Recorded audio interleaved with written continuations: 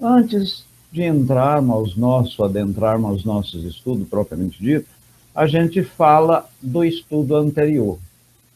O estudo anterior foi um questionamento até. A morte é diferente do desencarne, ou seja, morrer propriamente dito, existe uma diferença relativamente ao desencarne? Existe, né, irmão? Pela ciência, meus irmãos e admiradores da doutrina dos espíritos, a morte propriamente dita é o cessar das atividades cerebrais. Então, começa-se a morte celular, da célula propriamente dita,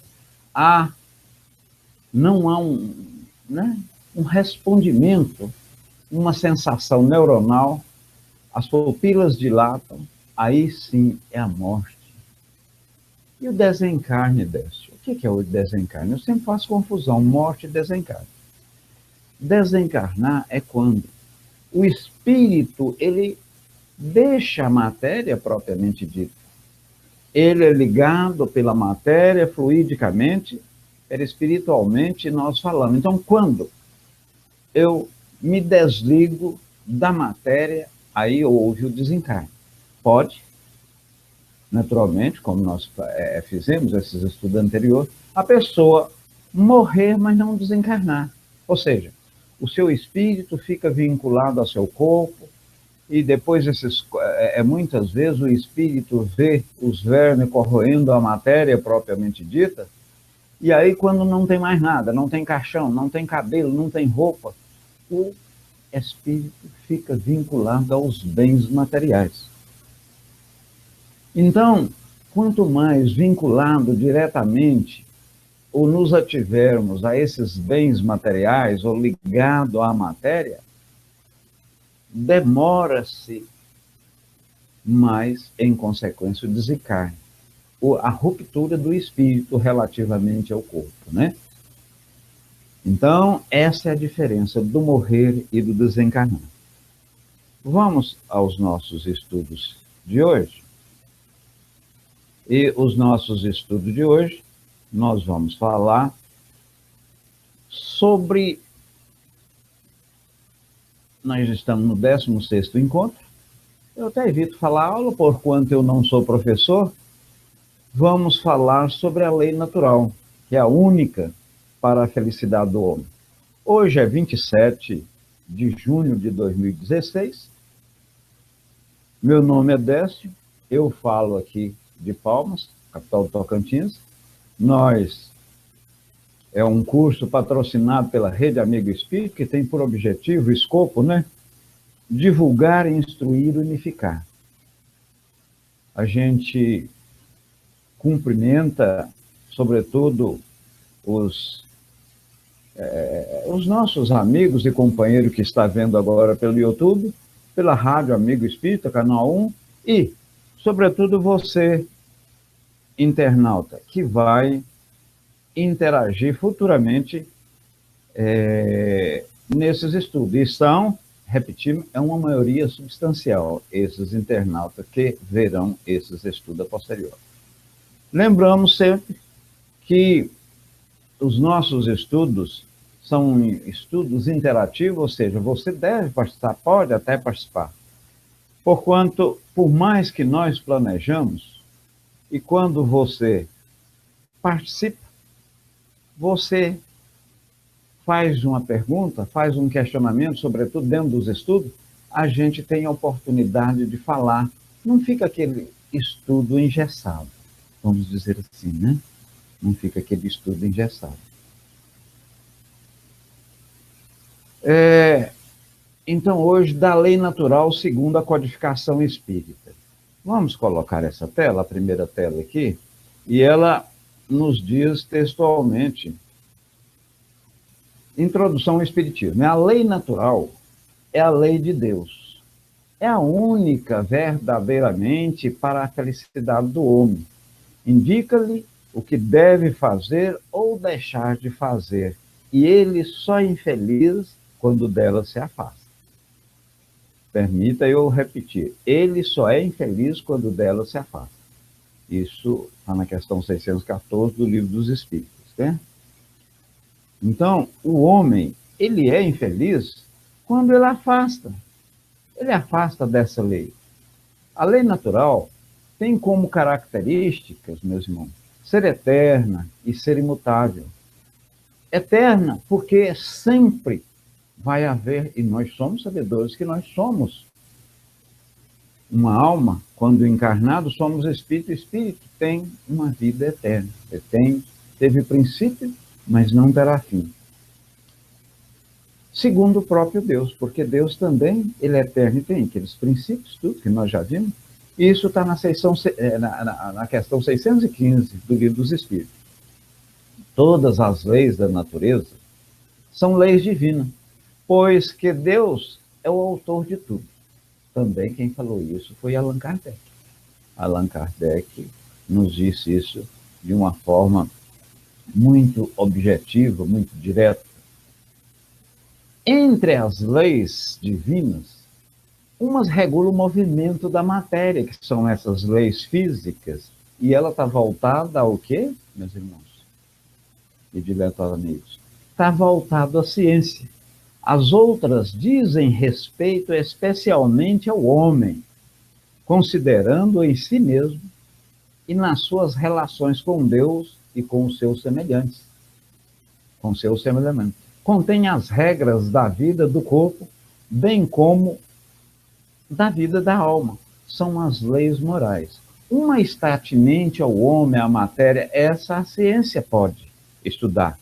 Relativamente à lei moral, que está vinculada, íncita, relacionada à alma, essa é, vamos dizer, de responsabilidade do próprio Livro dos Espíritos, do próprio Espiritismo, né? A Sheila nos diz aí, e a gente agradece, né, Sheila? E ela faz, assim, uma quase que exortação à nossa amiga Elisa, e deseja que nós tenhamos um extraordinário estudo. E esse é o nosso propósito, nosso propósito inicial. Então, com a participação de vocês, né, com os questionamentos, e aqui, novamente, eu reporto, não há questionamento, não há pergunta cabeluda, vamos dizer assim, não há pergunta que possa ser feita. E não existe pergunta burra, viu, meus amigos? Não existe. Muito bem. Dando sequência, interessante, eu perguntei inicialmente, a Elisa colocou um ok, nós estamos bem de som e de áudio, aliás, de vídeo e de áudio, pessoal. Eu gostaria que desse um retorno, porque eu estou assim vendo e tem hora que... Boa noite, Manuel. Então, muito bem. Entre as leis divinas, umas regulam o movimento e as relações da matéria bruta. Essa está voltada à ciência. As outras, como falamos, dizem respeito especialmente ao homem, considerado mais na sua parte moral, que está vinculado à doutrina espírita, né? E o homem, meus amigos, ele só é infeliz quando dessas leis ele afasta. Em ele afastando da lei, ele torna-se infeliz. Quando ele afasta dessas leis, ele torna-se infeliz. Todas as leis da natureza são leis divinas, pois que Deus é o autor de tudo. O sábio estuda as leis da matéria, que é o que falamos. O homem de bem estuda e pratica as leis da alma.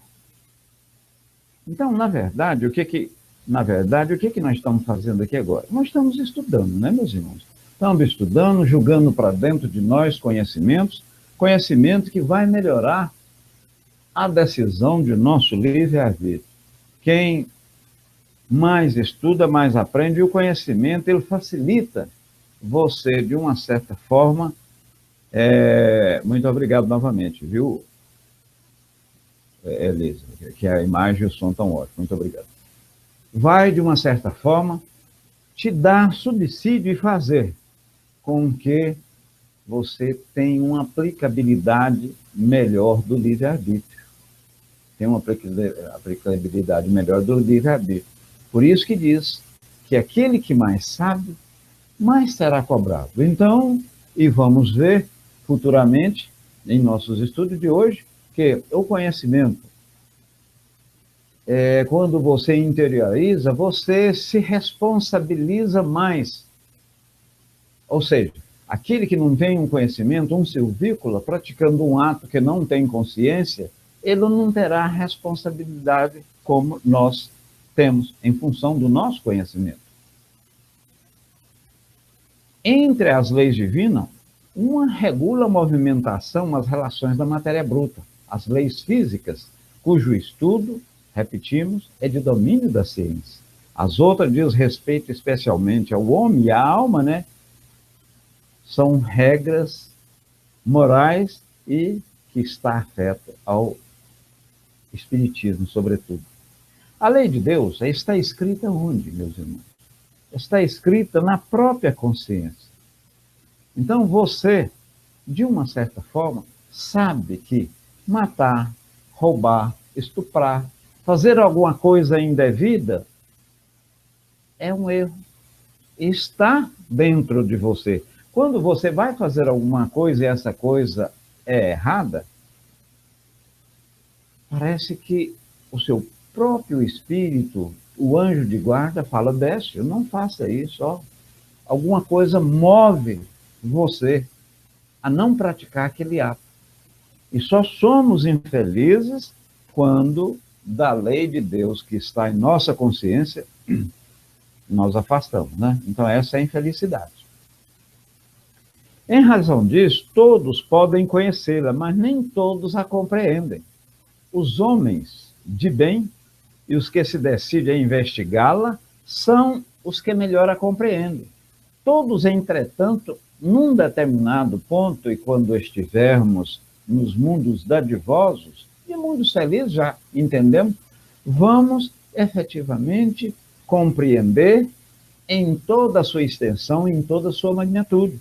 Por isso que fala que a felicidade, ou pelo menos a felicidade plena, não é desse mundo. Está lá no mundo dadivoso, quando formos perfeitos.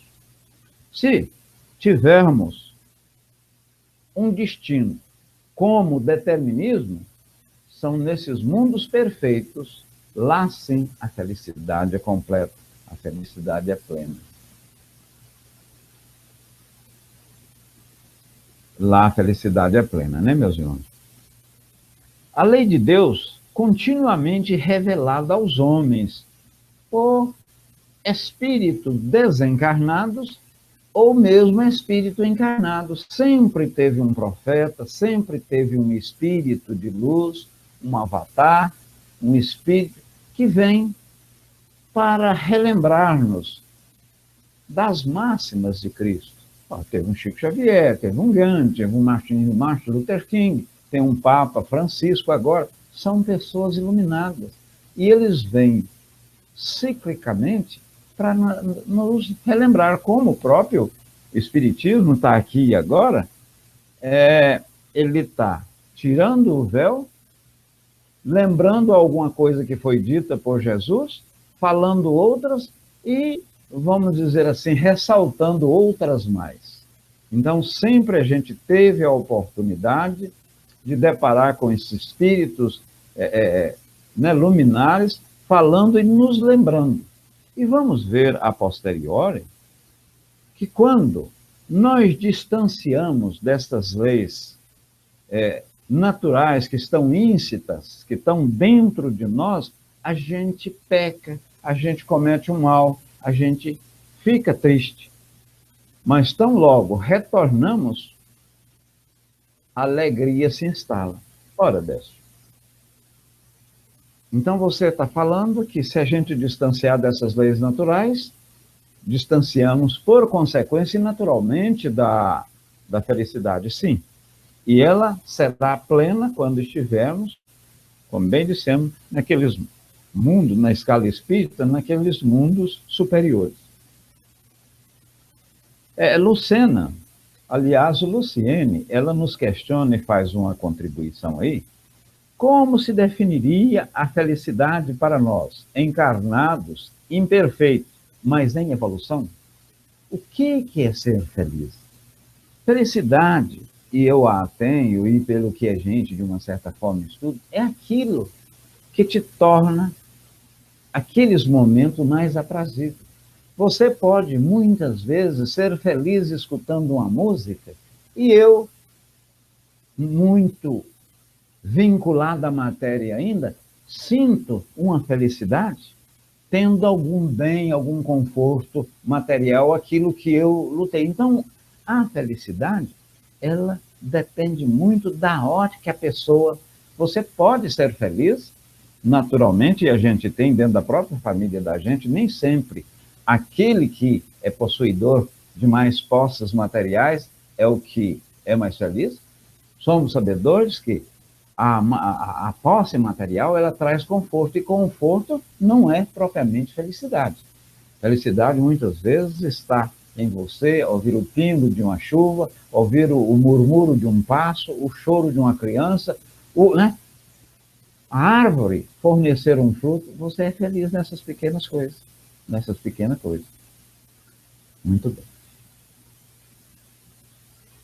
Esses missionários, porém, quando encarnados, podem ser influenciados.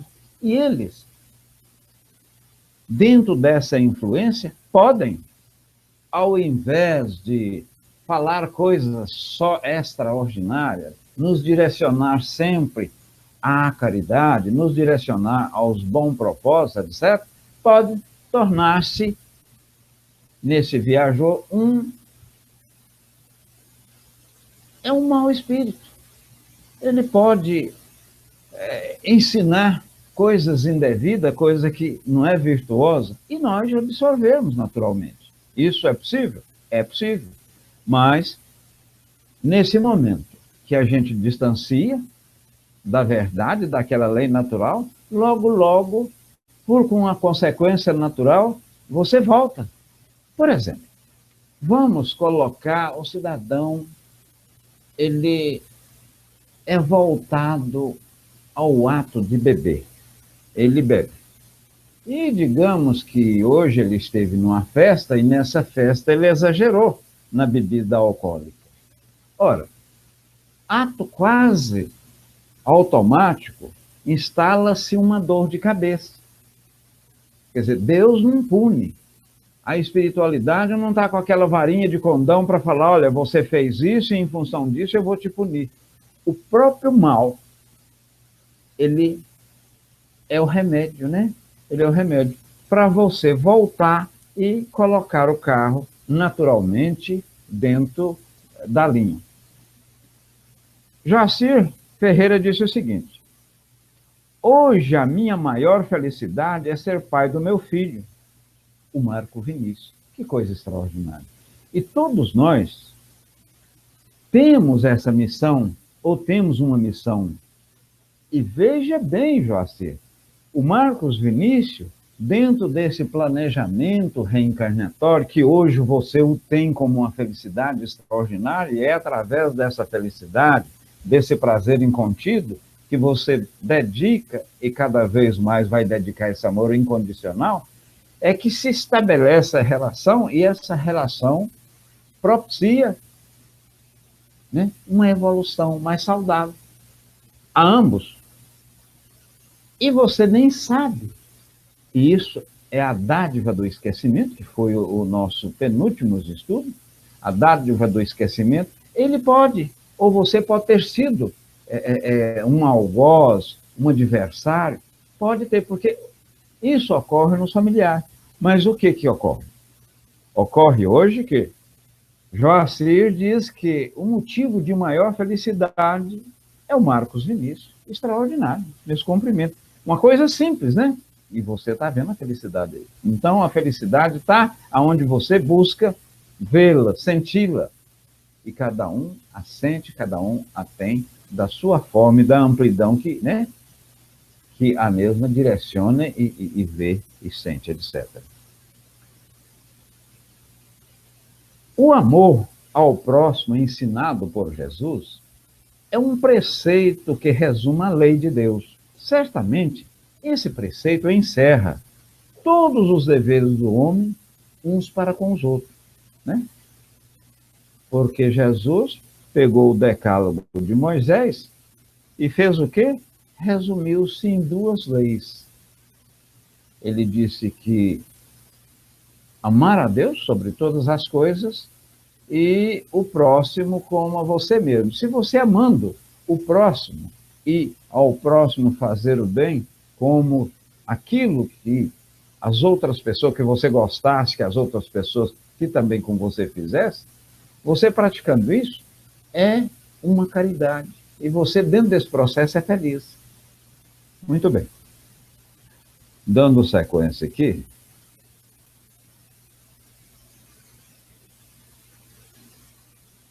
para que seja mais bem explicitada, a lei natural pode ser dividida em 10 partes, compreendendo as leis de adoração, do trabalho, de reprodução,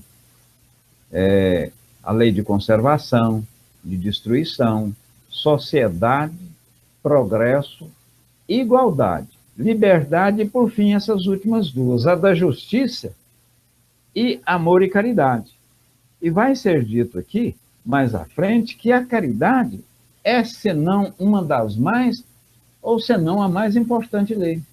Porque tudo, quando as coisas não estão, de uma certa forma, correndo conforme a gente planejou, e a gente está distanciando do bem, do fazer a virtude, de ajudar, quando você pratica a caridade, faz alguma coisa neste viés, parece que o carro volta novamente a seguir a trilha adequada. A seguir a trilha adequada.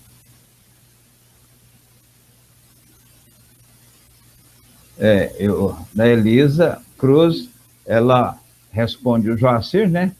Que tenho também um filho, Marco Vinícius, né? O meu já está... Ele tem um Marco Vinícius e o dela está com 27 anos. Tenho 4 filhos, adultos. Essa divisão da lei natural, e aqui nós não vamos falar essas 10 leis, né, meus irmãos? Nós não vamos falar, nós vamos falar, sem dúvida alguma, nos estudos a posterior, vamos falar 2, 3, porque cada uma dessas, se a gente falar da lei da adoração, se a gente falar da lei do trabalho, se a gente falar da reprodução, cada uma precisava um estudo. Mas vamos ver se falamos umas 2 ou 3, ou no máximo em 3 estudos, a gente vê essas leis. É bem verdade que o objetivo precípuo nosso, o objetivo prioritário, não é correr com os estudos. É, de uma certa forma, estudar detalhadamente, podendo, e a gente tendo a oportunidade, esgotar. Esgotar seria muita pretensão da minha parte, né? Mas pelo menos dentro daquilo que fosse falado, a gente procurar extrair o máximo do estudo. Muito bem. A vivência da lei de Deus conduz o homem ao bem. E o verdadeiro homem de bem é o que... O verdadeiro homem de bem... Veja bem. A vivência da lei de Deus conduz o homem ao bem. E o verdadeiro homem de bem é o que cumpre a lei de justiça, de amor e de caridade. Olha aí. Por extensão, reconhece-se o verdadeiro espírita pela sua transformação moral, né? E pelos esforços que fazem, sobretudo, domando as suas más tendências e inclinação. Então, o bom espírito, o verdadeiro espírito, não é aquele que é bom, não é aquele que é puro, não é aquele que só está voltado às coisas boas. Não. O verdadeiro espírito é aquele que combate as asperezas, combate as mazelas. Esse sim é o verdadeiro espírita. E isso está o quê? Dentro do homem de bem, praticando a caridade, fazendo as coisas devidamente corretas, fazendo sobretudo ao próximo aquilo que eu gostaria que fosse feito comigo. Interessante. Uma questão lá no Livro dos Espíritos, 919, Kardec, falando relativamente à evolução espiritual e sobre o homem do bem, pergunta aos imortais, de forma prática, objetiva e direta, olha, de forma prática, como que a gente poderia fazer o bem e não estar assim vinculado às más inclinações. Aí um espírito, um imortal, um espírito luminar lá respondeu, olha, um sábio da vossa época bem disse, conheça-te a ti mesmo. E veja bem, meus irmãos e admiradores, que Kardec, ele tinha hora que até, ele é muito arguto, por ser um pedagogo, ele é muito arguto, uma pessoa extraordinariamente, ele tocou, vamos dizer assim, no nosso português simplista, quis deixar o espírito em saia justa. Aí disse, tudo bem, somos sabedores da extensão dessa máxima, mas como, de uma certa forma, podemos conhecer-nos a nós mesmos? Aí, nesse momento, entrou Santo Agostinho para responder o questionamento. Santo Agostinho disse o seguinte, faça como efetivamente eu fiz quando na carne eu estava, quando eu estava vivo, quando eu estava encarnado. Todos os dias, eu levava ao bom senso, a minha racionalidade na parte noturna, e colocava em revista, depois de evocadas as ações, aquilo que eu fiz. Será o que eu fiz foi correto? Aquilo que eu fiz, se alguém tivesse feito para mim, eu estaria satisfeito? Ou mais, eu tendo dúvidas naquilo que eu estou fazendo ou fiz, eu perquiro. Ora, gente, a outra pessoa ia ficar satisfeita? Ou mesmo, eu posso chegar na Elisa, eu posso chegar na Luciene e falar, Luciene, você faria dessa forma, assim, você faria? Então, quando você sente que a outra pessoa não ia fazer, você está conhecendo a você mesmo. E Santo Agostinho, no final, ele disse, fazer isso, porque em você fazendo isso é extraordinariamente correto. O que acontece conosco, né, meus irmãos? Nós chegamos, 25 de dezembro, faltando 15 minutos para meia-noite, a gente faz um balanço do que ocorreu no ano. Se hoje eu não lembro de coisas que eu fiz na semana passada, então Santo Agostinho, conspurca, né, ele exorta que nós fazemos essa reflexão diária, essa pergunta, porque aí sim nós vamos nos conhecer. E em conhecendo, naturalmente, você vai aproximar mais das virtudes. Dessa forma, tanto quanto podemos perceber o pensamento divino imanente em todos os seres e em todas as coisas, o Criador se manifesta em nós mesmos, a criatura consciente. Os que chegaram a posterior, nós estamos falando aqui das leis naturais que estão íncitas, estão dentro, estão na nossa consciência. Então, e só sofremos, só somos infelizes delas, quando delas nós afastamos. Falamos também que elas são eternas e são imutáveis. Porque as nossas leis, o casamento, a lei de trânsito, uma lei qualquer, essa lei humana, ela precisa fazer uma adequação hoje ou amanhã, e as leis naturais já não são necessárias, porque são perfeitas, a divina de Deus. Então, estando na nossa consciência, no nosso íntimo, e aquilo que falamos há uns 15 minutos atrás, nós, quando dela se afasta, a gente sabe, porque uma voz, uma intuição, uma inspiração quando você faz alguma coisa errada, fala assim, Décio, não faça isso, não faça. Porque se você fizer dessa forma, isso aí não é correto. Você está adentrando na liberdade da outra pessoa, você não está corroborando de forma, né, criteriosa, e isso não é correto. Então, a própria consciência,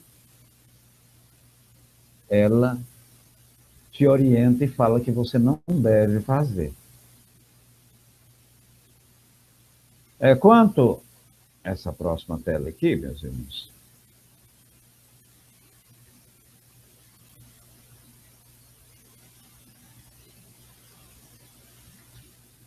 finalidade da lei da adoração. A concepção da paternidade divina traz benefícios enormes ao espírito. Vindo de Deus, todas as almas são irmãs. Todos os filhos da raça humana são unidos por laços estreitos de paternidade e de solidariedade. E quando nós compreendemos isso na verdadeira extensão, é um pouco difícil, sim, mas quando temos ciência que somos filhos de Deus e, por consequência, você é meu irmão, você é minha irmã, eu tenho por você uma consideração muito grande, porque você é um irmão. Eu posso estar num estágio, ou você um estágio mais avançado do que eu, e eu errando. Você sabe que todos são filhos de Deus, todo ser orgânico, né? Desde um simples inseto, como um ladrão, um assassino, um serial killer, é seu irmão. Então, simplesmente, ele está num estágio inferior. Então, o que ocorre? Quando ele comete um desatino, um despropósito no bom viver, no bem viver, praticando, inclusive, coisas insanas, você, sabedora ou sabedor que ele, e ali trata-se de um irmãozinho, muito embora na escala evolutiva abaixo da sua, mas ele vai chegar. Então, você tendo isso internalizado em você próprio, você tem subsídio maior para perdoá-lo. Você tem subsídio maior para perdoá-lo.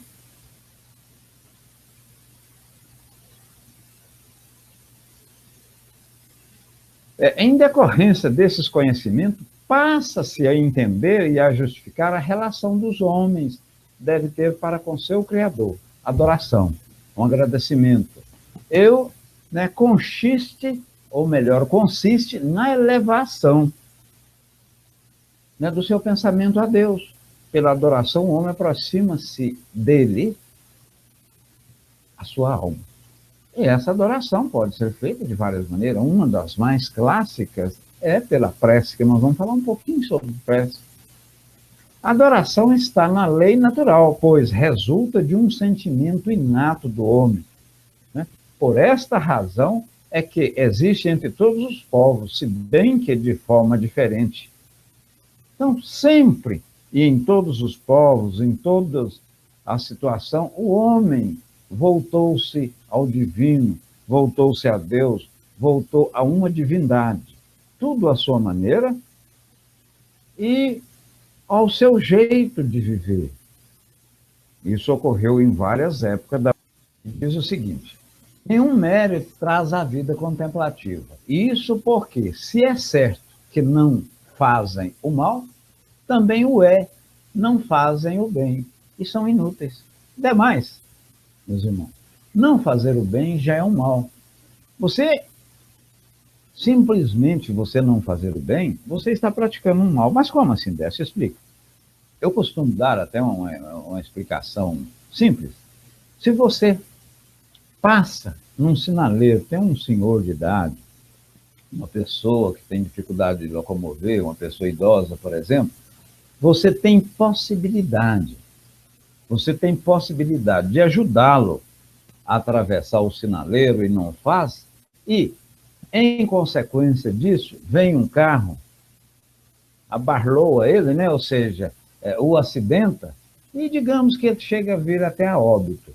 Ora, o mal você praticou, você deixou de fazer o bem. tendo a oportunidade de fazê-lo, não fez, o mal você praticou. Então, não praticar o mal não é só ficar inerte, não. É nesse caso em específico, né, que a pessoa ficando isolada, não fazendo o mal, mas ele não faz o bem. Deus quer que o homem pense nele, mas não quer que só pense nele. Não quer que só pense nele.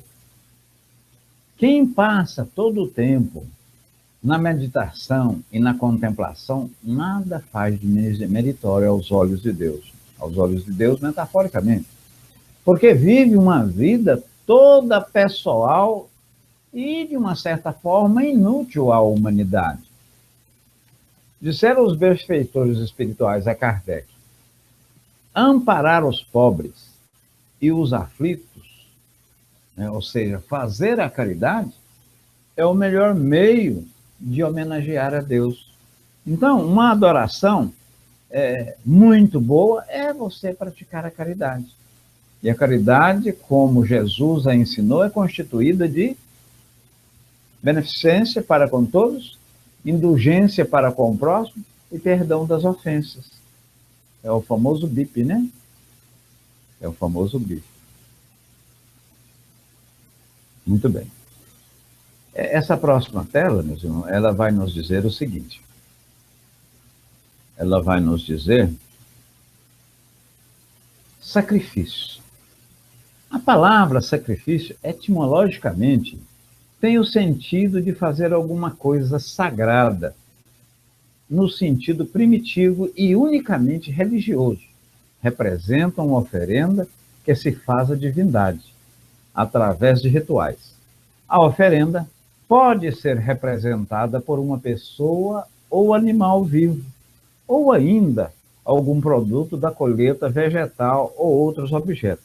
Não, naturalmente, os antigos e algumas religiões até hoje ainda assim processam, fazem algum tipo de oferenda, de sacrifício, doando, disponibilizando a outrem, ou a várias pessoas, ou a própria espiritualidade, daquilo que lhe é cara.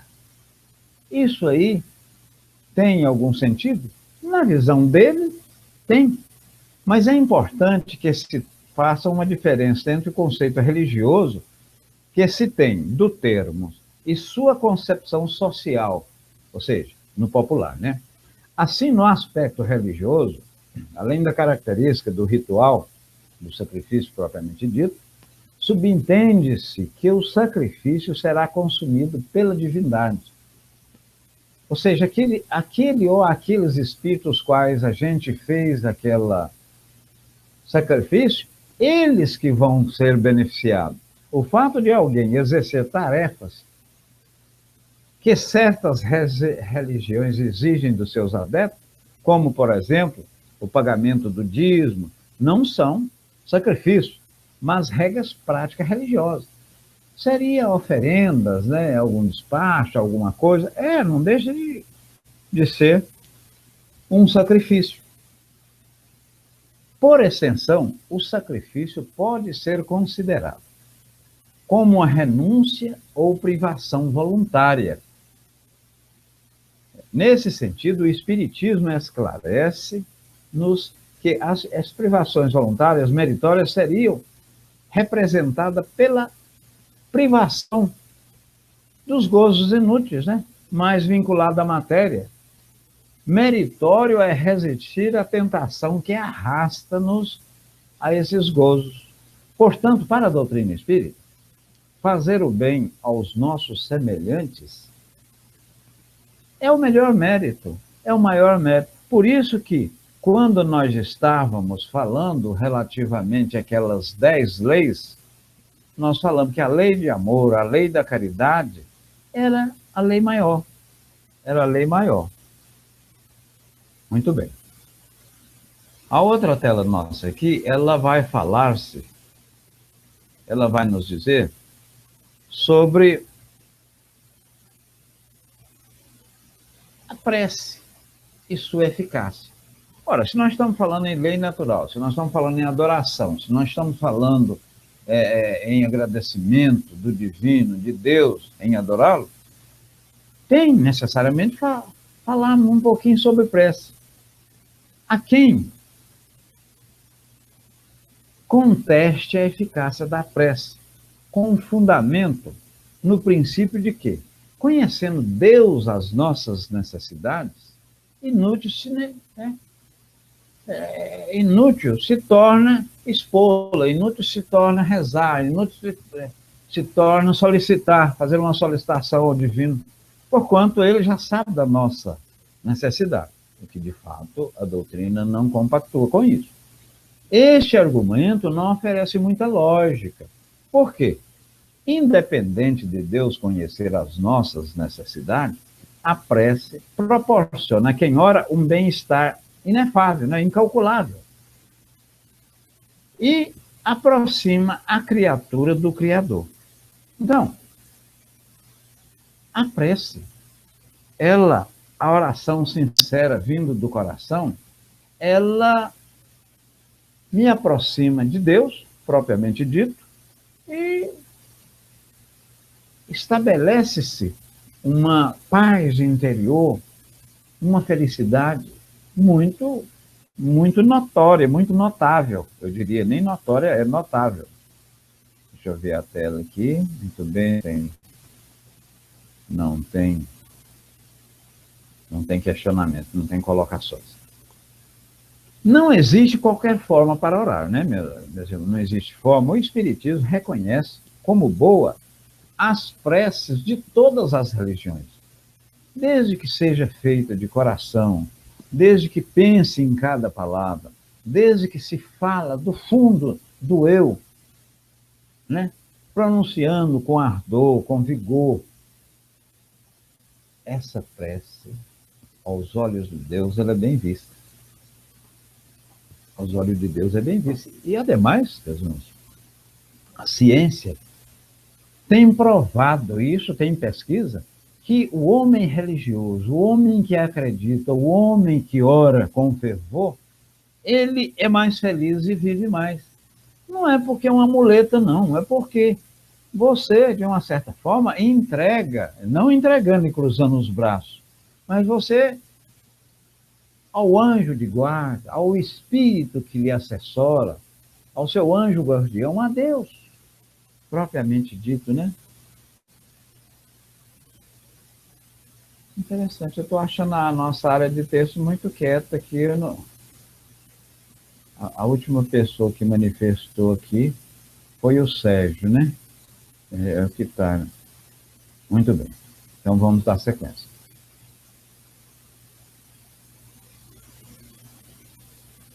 Quando Jesus nos disse, tudo o que pedires, com fé, em oração, vós o recebereis. Está em Mateus 22, capítulo 21, versículo 22. Revelou-nos que o ato de orar é algo muito profundo do que se pode observar à primeira vista.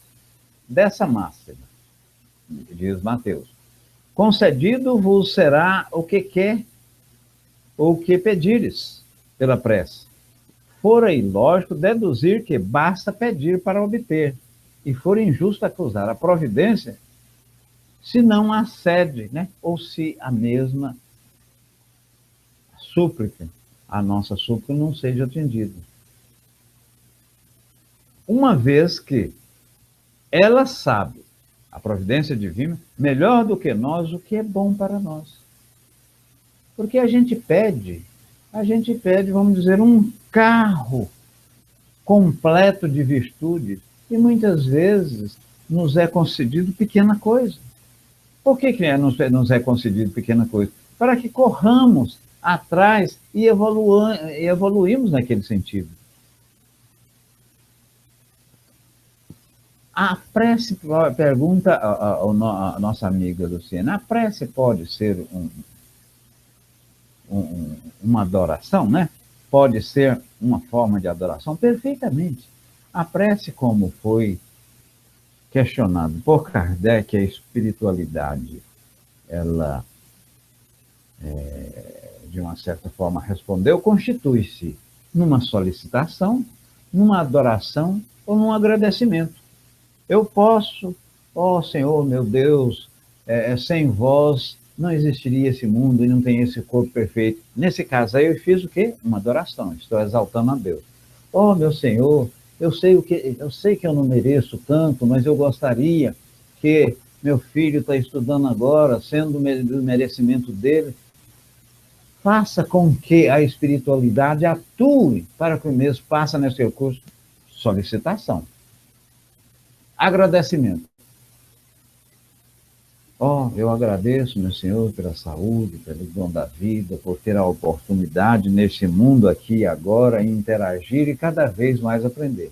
Então você viu que nós fizemos uma adoração, que foi uma prece, fizemos uma solicitação porque estávamos claudicante ou estávamos necessitados em determinado vertente, e fizemos um agradecimento.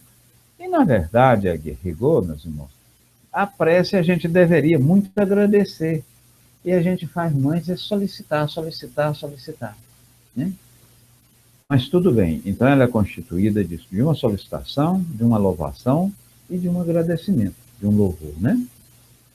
Que no caso aqui nós chamamos de adoração. O que o homem não deve esquecer em todos os sentidos e circunstâncias da vida é que a prece do trabalho e da declaração no santuário de lutas purificadora, porque Jesus abençoará as suas realizações e o esforço sincero. Então, quando você fala, quando você entra para dentro do seu quarto, não é o quarto físico, não, para dentro de si propriamente dito, faz a prece com devoção, faz a sua oração com convicção. Aquilo não está simplesmente saindo do seu lábio como palavra jogada ao vento, você vai ter um retorno. Isso é tão prático, eu costumo dar um exemplo. Se você hoje está realizando algum negócio e está em dúvida para utilizar o seu livre-arbítrio, você tem esse ou aquele caminho. Ora, antes de deitar, põe a mão no seu coração, na sua consciência, fala de forma clara, de forma objetiva: ó meu Senhor, meu bom Deus, Espírito protetor que me ajuda, meu anjo da guarda, fazei com que essa dúvida que eu estou em fazer isso ou aquilo, ela se dissipa. E agora, sobretudo na emancipação do sono, que o meu espírito vai ter tratativa com outros e bons espíritos, que eu receba uma intuição e tenha um direcionamento correto para essa propositura. Ora, você fazendo isso, com fé, antes de dormir, eu lhe digo que dificilmente você não será atendido. Dificilmente você não será atendido. Normalmente, você vai ser atendido.